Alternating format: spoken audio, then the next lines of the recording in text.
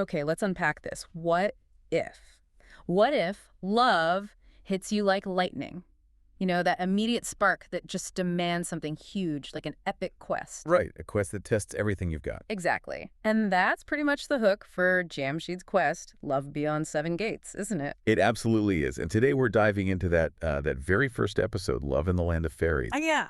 We've looked at the narrative bits they provided, and well, our goal here is to pull out the key stuff, the insights, the surprising facts, the emotional core that really kicks off this whole adventure. So you, the listener, walk away knowing the story, sure, but also why it resonates, what it tells us about these kinds of epic tales, maybe even about our own lives. Yeah, no jargon dump, Yeah. just the interesting bits distilled. Okay, so setting the scene, where does it start? It drops us right into ancient Persia.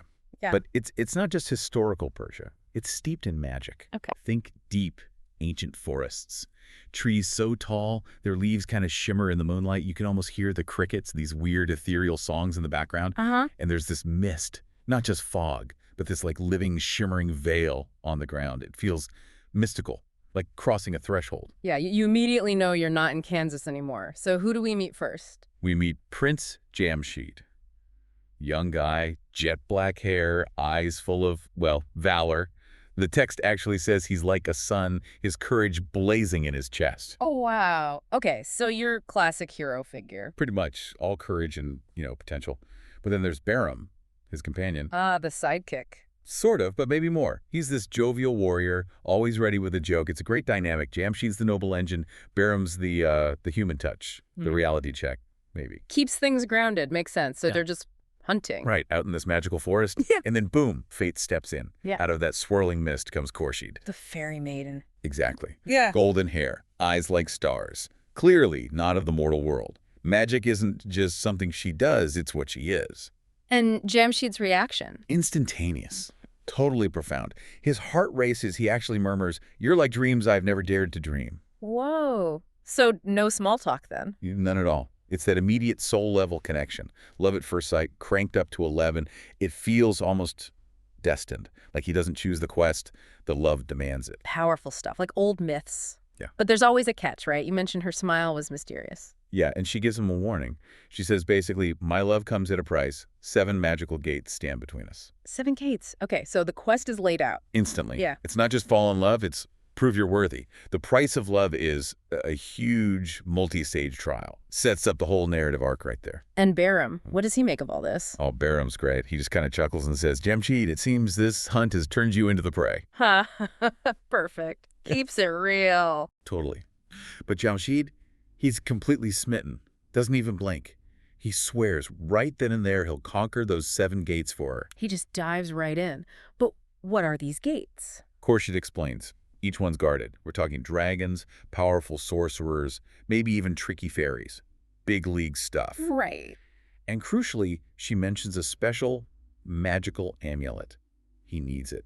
It was made by her father, hidden away in the fairy palace. An amulet. So he needs help. It's not just raw courage. Exactly. It introduces this idea of needing some kind of external aid, maybe some connection to her world, to Khorshid's magic to succeed. Okay, so they head back. He can't just charge off immediately. No, they go back to their tribe. And this is where Mari comes in. She's the tribe's wise sorceress. The mentor figure. You got it. They ask for her help, and she enchants this jade stone, gives this beautiful green glow, says it has power against magic, but she gives a warning too. What's the warning? She says, this stone will guide your heart, but don't lose your mind. Which is interesting, right? Yeah, it's not just, here's a magic thingy, good luck. It's deeper. Passion versus reason. I think so. Mari's not just handing over a tool, she's giving him philosophy.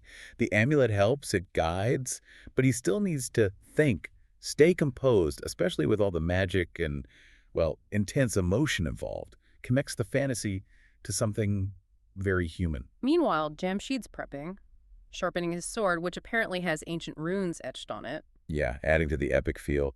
And Bahram, naturally, is keeping the mood light. He jokes, if the dragon wins, I'll mourn you with a feast. Gala Bahram. It shows their bond, though. That loyalty underneath the jokes. Definitely. It highlights the danger, but also, humanizes the whole massive undertaking. So they set off again, the jade amulet glowing, lighting their path through the mist. Do they just find the first gate? They get a little help. They meet Nassim, a small fairy guide, fluttering wings, the whole deal. Another classic trope, the little helper. Right. Nassim says basically, I'll get you to gate 1, but after that, you're on your own. Just enough help to get started. Okay, so gate 1, what's it like? They reach this stone archway. It's covered in glowing runes, shrouded in that mist again. And then the roar. Ah, the guardian. Yep, a big gray dragon. Hmm. Long tail, fiery eyes, no messing around, straight into the action. How do they handle that? Just fight it. Nassim gives a quick warning first. You must choose the right magical stone to touch, or its fire will consume you. Yeah. So it's a test, not just brute force. There's a puzzle element using the amulet. Exactly. Jamshid has to trust the amulet, his intuition. It guides him. He picks a rune-covered stone, and the gate starts creaking open. Success. But too easy. Well, not quite. As they're going for it, the dragon lashes out with its tail, knocks Barum flat. Ouch. Yeah.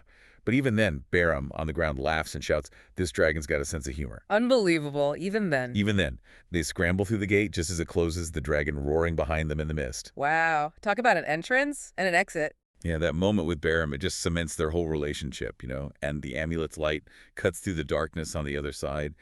It's really strong end to the first episode.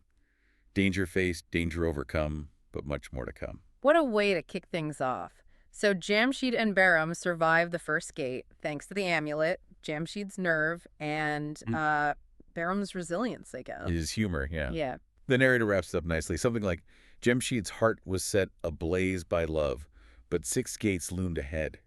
Could he conquer them all for Khorshid, or would his quest end in ruin? Leaves you hanging, wanting more. That perfect blend of romance, high stakes, adventure. Yeah, exactly. Peril. So it really makes you think, as we leave Jamshid there, just past gate 1, would you do that? Would you risk everything, face dragons, for love? It's a huge question. And maybe it's not just about the love that's already there. I mean, is it the love that gives him the courage? Or does facing all that, just pursuing something so immense, does that actually forge an even deeper kind of devotion? That's an interesting thought. Like the challenge itself changes the love or strengthens it. Could be. And it makes you reflect, maybe, on your own life. What are your 7 gates? The big challenges you face for something or someone you really value. Yeah. And what are your magical amulets? The tools, the support systems, the bits of wisdom maybe from your own wise sorceresses that help you through. It's about translating that epic quest into our own, maybe less fantastical, but still important pursuits.